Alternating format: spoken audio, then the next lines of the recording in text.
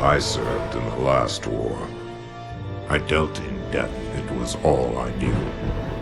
But with the war now ended and my home destroyed, I cast my eyes to the horizon and the city of Stormreach. Hello everyone and welcome to another video. Today I'm going to be discussing the appeal of Dungeons & Dragons Online and why a small but very dedicated community enjoys this in-depth and engaging MMORPG.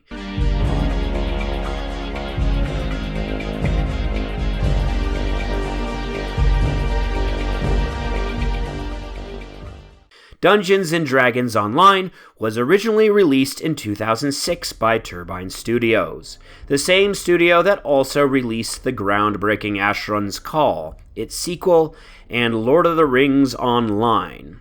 While never becoming as successful of a company as Blizzard, they did manage to have an innovative influence on the MMORPG genre as a whole, with Asheron's Call's massive open world, Lotro's immersive story and role-playing atmosphere, and Dungeons & Dragons Online's engaging dungeon exploration. Dungeons & Dragons Online, or DDO for short, is now run by Standing Stone Games, an indie offshoot of the original Turbine, which no longer exists. I'm here to answer the question of why people still play this game today.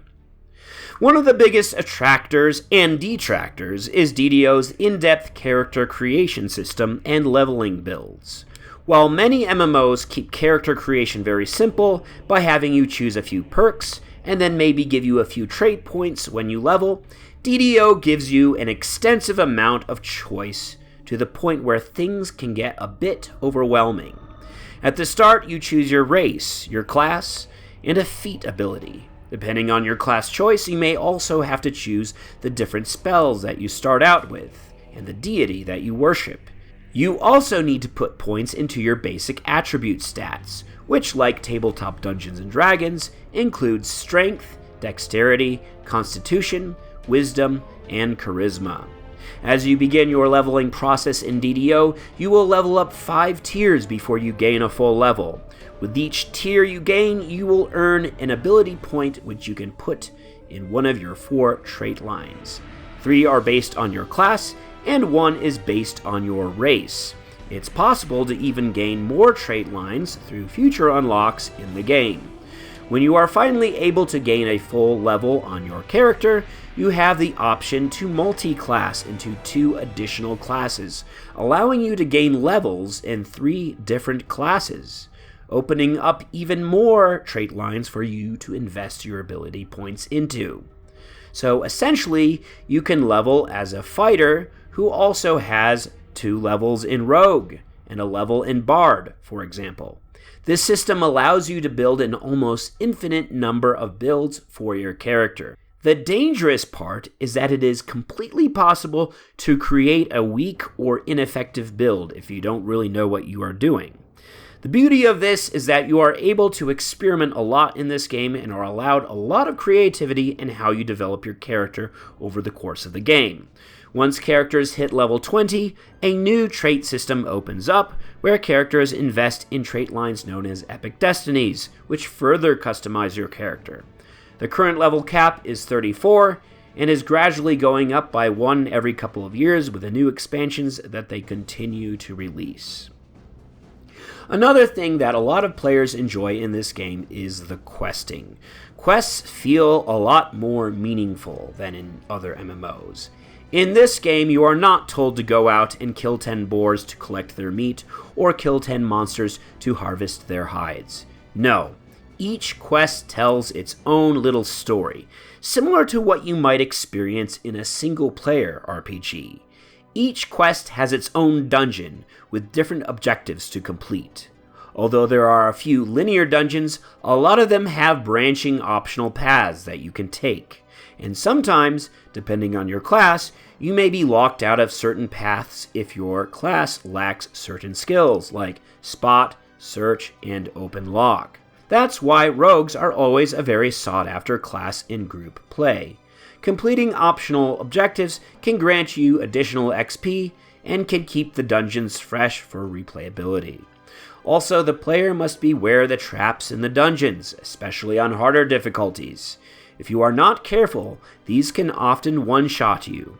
There is typically always a way to get around them, through the use of jumping skills and resistance potions.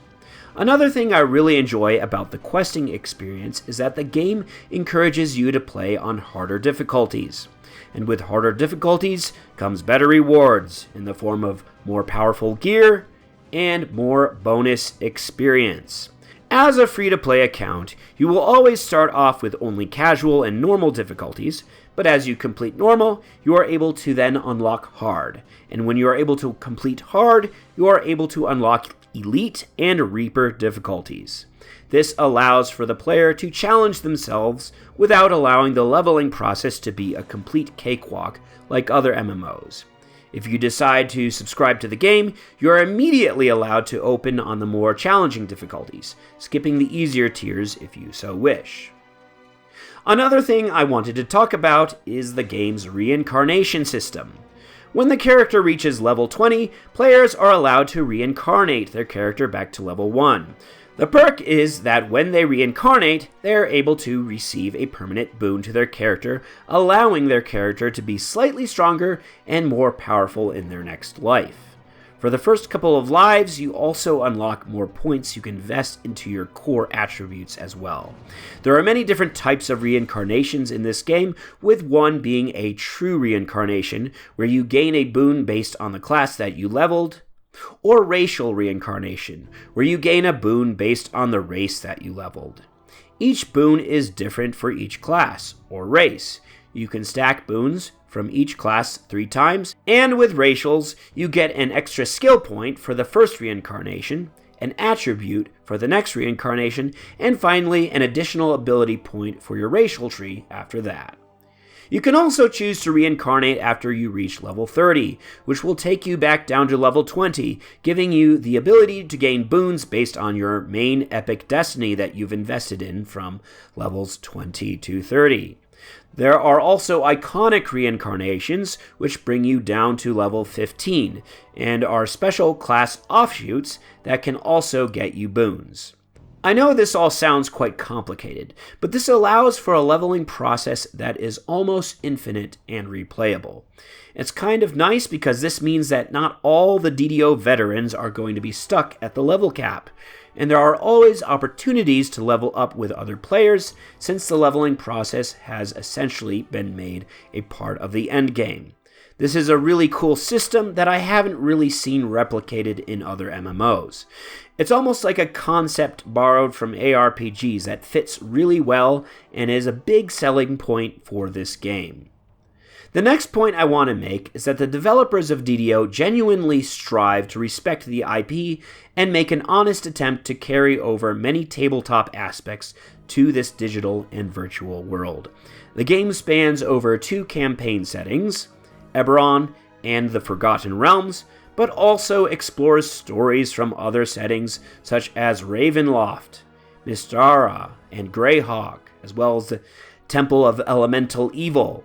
While Greyhawk and Mystara are not official settings in the game, there are modules taken from these campaigns that have been adapted to fit into Asheron or the Forgotten Realms, such as Secrets of the Salt Marsh and the Isle of Dread. A lot of players come to this game expecting there to be a main quest, like other MMOs, but DDO respects the fact that in the world of Dungeons & Dragons, players are supposed to dictate where they want to go and how they want to quest, and the Dungeon Master simply provides a backdrop for the player to engage with. This means that once you finish the tutorial of Korthos Island, or Keep on the Borderlands, you get to decide which modules you want to play through. Now, in this game, modules are referred to as quest packs, and they are basically clustered quests that follow a storyline that you get to choose to engage with based on your level. But there is often more than one quest pack to choose from for each level, which means the player has a choice to engage with any storyline that they like, and they are not tied to completing any main quest through their leveling process.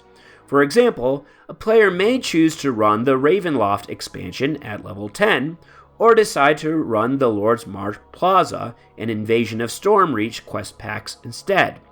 The player is given the freedom to dip their toes into whatever is available to them at each level, which again allows for a greater amount of replayability. You almost have to think of the game world as a library, where players choose and pick the adventure they wish to level in based on their level. Another thing that should be noted is that for most of the quests in the game, there is a dungeon master who narrates your journey through each dungeon in second person, which adds to the immersion of the gameplay. These dungeon masters are voiced by some professional actors such as Will Wheaton, Amelia Tyler, who DM'd Baldur's Gate 3, and others. There are also some more amateurs added in as well, where you have well-known DMs from social media voicing certain dungeons. You also have guest appearances from Gary Gygax, the founder of D&D, may he rest in peace, as well as Ed Greenwood, the founder of the Forgotten Realms. The last thing I wanted to mainly cover in this video is DDO's combat system. The game was released in 2006 and is one of the first MMORPGs to introduce an action combat system, as opposed to a traditional tab targeting system. For the most part, it holds up, although it's not as flashy as newer action combat MMO titles.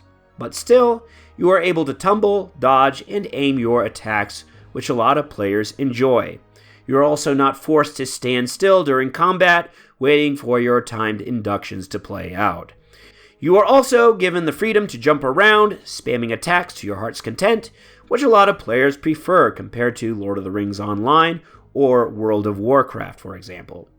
The only time when it can get a bit annoying is when you run into server lag, which can be the most frustrating thing when it comes to playing this game. Standing Stone Games has been working hard to reduce this as much as possible, but there is definitely some old, outdated infrastructure that could use some updates when it comes to server stability. This is not a video calling out the negative aspects of the game, but this is an issue that I need to be honest about. With old games comes a bit of jank. So here are a few of the reasons I have to give to explain why this niche MMO is still up and running to this day. The game is free to play, but is quite limited in the amount of quests you can complete as a free-to-play player.